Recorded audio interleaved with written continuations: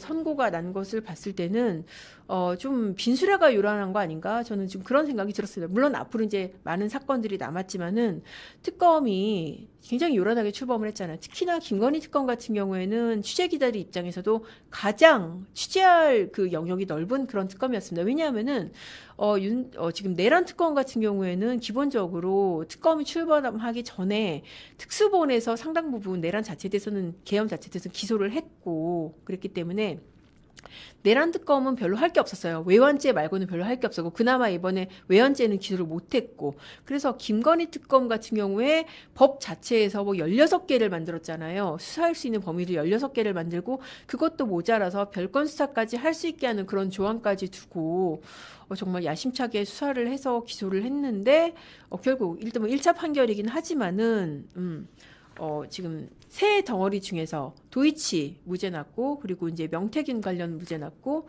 그리고 지금 알선수재 부분이 일부 유죄가 났습니다. 그렇다고 해서 뭐 김건희 여사가 사실 결백하다고 할 수는 없어요. 이 세 가지 중에서 어떻게 보면은 가장 본인도 그렇고 치욕적이고 반성해야 될 부분은 알선수재 부분이라는 생각이 저는 듭니다. 어떻게 영부인의 지위에서 그런 고가의 목걸이나 선물 같은 선물이라고 하더라도 받아서는 안 되는 부분인데 이걸 받았다는 것 자체가 정말 국민에게 부끄러워하고 죄송하고 본인도 반성해야 될 그런 부분인 거죠. 근데 아무튼 굉장히 요란하게 출범하고 그리고 수사 과정에서도 정말 많은 일이 있고 많은 무리를 빚었던 특검이 김건희 특검이었습니다. 일단 당장 여러분들 기억하시는 게 이 사건 수사 중에 양평군 단월 면장이 스스로 목숨을 끊었죠. 그냥 목숨을 끊은 것도 아니고 자신에 대한 수사가 너무나 강압적이고 있지도 않은 사실을 자백을 강요한다. 이런 유서를 남기고 스스로 목숨을 끊었던 그런 사건이 있었습니다. 보통의 경우에 그런 유서까지 있고 그렇게 목숨을 끊었으면은 최소한 관련자들은 다 해임이고 해임에 나아가서 어떤 직권남용이라든지 뭐 이런 부분에 대해서 당연히 수사가 되고 기소가 될 사안인데 이 부분에 대해서 뭐 별도 수사됐다는 얘기 저는 지금 못 들었습니다. 그리고 또 이 김건희 특검의 특검인 민중기 특검이 어떻게 했습니까? 이 김건희 특검의 수사 주제이기도 했던 주가 조작과 연관된 그 업체의 주식을 본인도 사서 차익을 봤다는 그런 정황이 드러났었죠. 그럼에도 불구하고 특검 안 물러나고 끝까지 지금 특검직을 수행을 했고 여러 가지로 정말 무리를 많이 빚었습니다.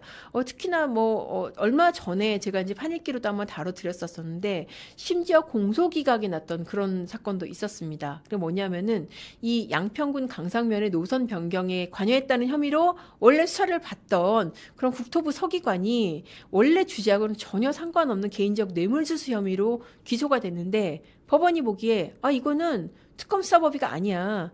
이 사람 휴대폰에서 금품 받았다는 뭐 이런 그 녹취를 당신네들이 압수를 했는데 이거는 특검이 수사할 수 있는 범위 아니야. 이건 이 사람의 개인 비위이지 김건희 특검이라는 이름으로 수사할 수 있는 범위가 아니다라고 공소기각. 공소기각이면은 굉장히 수사기관 입장에서는 치욕스러운 거거든요. 유무죄를 판단하기도 전에 입구 컷. 그러니까 법원이 그냥 입구에서 날려버린 거예요.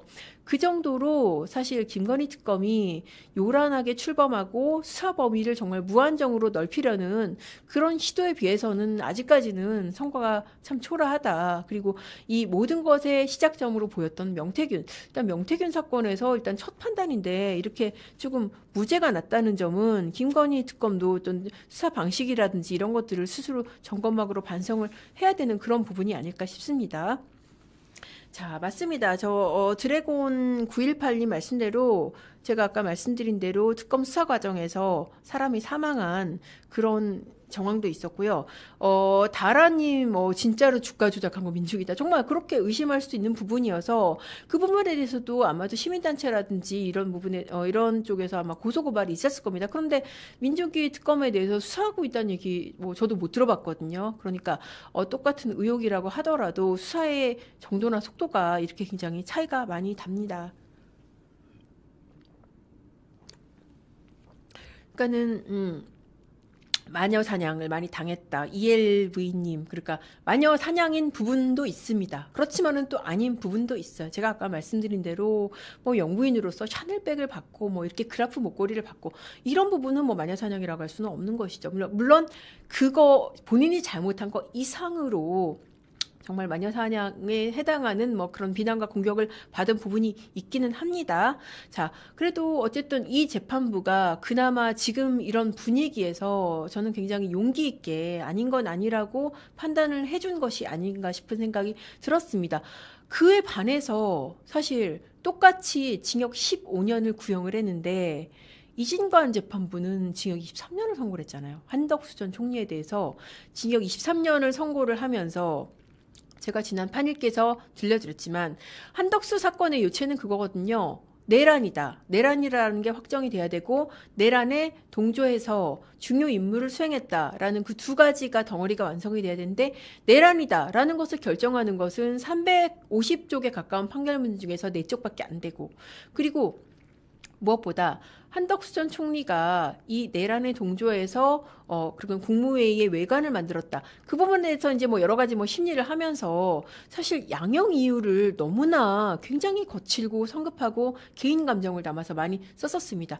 과거의 판결을 참조할 수 없다. 이건 위로부터의 내란이라고 하면서 과거의 판결을 참조할 수 없다라고 하면서 특검이 과거 판결 참조해서 15년을 구형했었거든요. 왜냐하면은 과거 판결이라는 게 12.12 당시에 그 비상계엄 전국 확대에 관여했던 주영복 전 국방장관 사건이 있었습니다.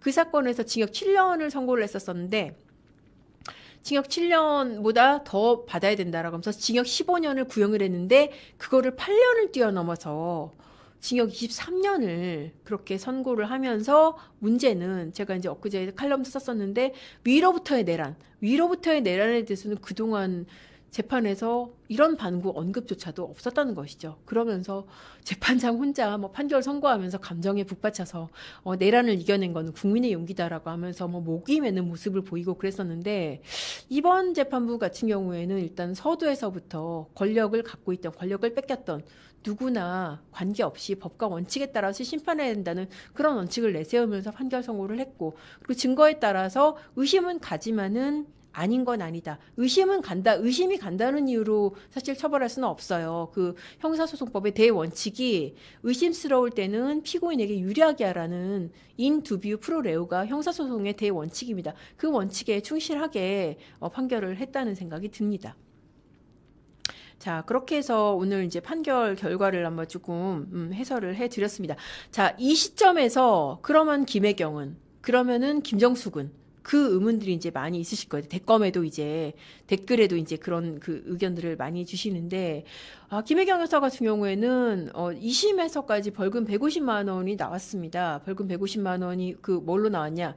식사비. 그러니까는 이 당내 경선 앞두고 우원식 국회의장, 당신은 국회의장 아니었죠. 우원식 국회의원의 아내라든지 이런 사람들한테 식사 대접했다라고 해서 공직선거법 위반으로 기소가 돼서 1심, 2심 다 150만 원 나왔는데 그게 대법원까지 갔는데 아직 대법원에서 작년 5월에 2심이 났는데 지금 몇 월이에요, 지금.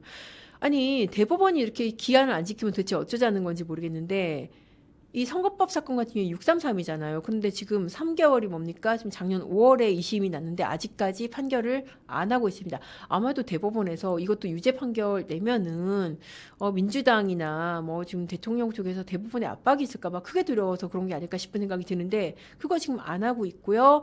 그리고 김정숙 전 여사 같은 경우에는 뭐 그조차도 뭐 기소조차도 안 됐고 아무것도 사실 진행이 안 되고 있어요. 그래서 김건희 여사 물론 잘못한 부분은 그것대로 이제 처벌을 받고 뭐 법에 따른 대가를 치러야겠지만 여러분들 충분히 그렇게 지적하시는 분 저도 뭐 일리 있다고 생각이 듭니다. 그러면 김혜경은 그럼 김정숙은 특히 김정숙 여사 같은 경우에는 도대체 그 많은 옷들 과연 이거 지금 개인 돈으로 샀겠냐 굉장히 의심 가는 부분이잖아요. 그럼 좋아 여기는 뭐 그래프 그렇게 뭐 건진 통해서 받았다고 그러는데 그럼 그 옷 같은 경우에는 그건 과연 그거 당신 돈으로 샀어? 이거 세금으로 산 거 아니야?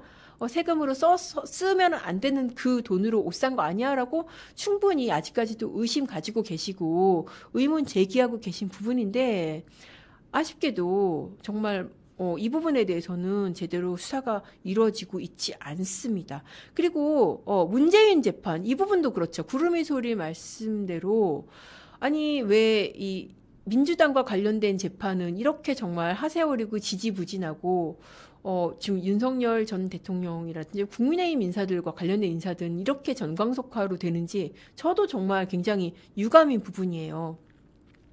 문재인 전 대통령 재판도 기소는 돼 있는데 도대체 언제 할 건지 이거 형사 21부에 재판이 가 있거든요.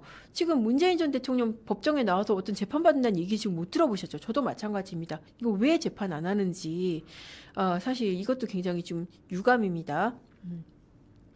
그러니까 럭키님 말씀대로 아니 정말 통일교 4천만 원 받고 시계 2개 받았다는 그러고도 출마 선언하는 사람이 있잖아요. 전재수. 전재수사는 언제 하는 것인지 지금 오늘 통일교수 이렇게 판결이 나잖아요. 통일교 관련 금품 제공 판결이 나면은 제가 나중에 판일께서도 다뤄드리겠지만은 이 부분 분명히 짚고 넘어가야 한다고 생각이 듭니다.